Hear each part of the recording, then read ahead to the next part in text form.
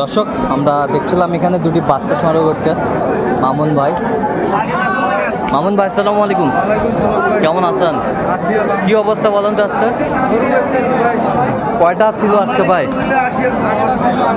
বিক্রি?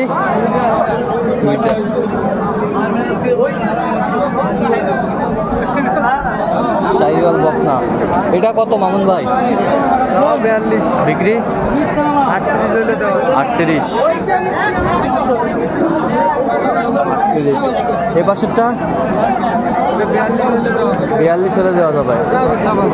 কত পর্যন্ত বলে ভাই কাস্টমার?